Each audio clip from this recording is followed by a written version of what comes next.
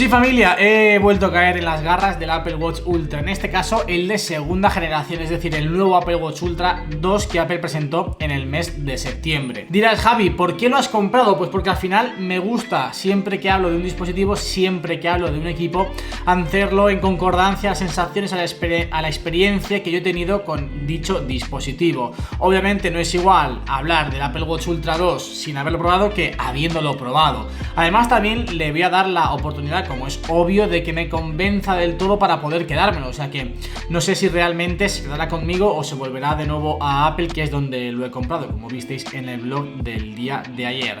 De momento me está encantando. De hecho, este clip se está grabando varios días después de haber hecho el unboxing. Llevo ya como 3-4 días.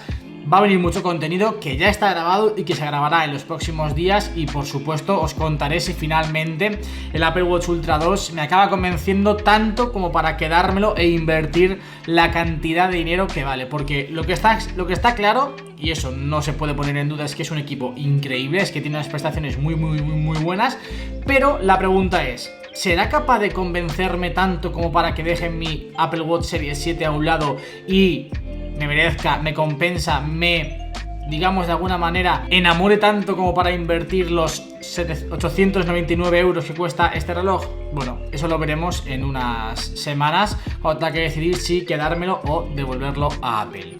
Yo me despido, no me voy a enrollar más. Esto es todo por este vídeo, espero que os haya gustado y nos vemos en los próximos, que ya os digo que viene mucho contenido del Apple Watch Ultra. ¡Chao! Spoiler para los que os habéis quedado hasta el final. Ayer hice una media maratón, no corrí una media, pero hice una prueba en la que corrí más kilómetros que lo que sería una media maratón. De hecho, todo ese vídeo va a estar girando en torno al Apple Watch Ultra, batería, información, aplicaciones que podemos utilizar. Bueno, lo veréis muy pronto. Además, creo que es un vídeo que ha quedado muy... Bueno, ha quedado, aún no lo he editado. Va a quedar muy, pero que muy chulo. Ahora sí,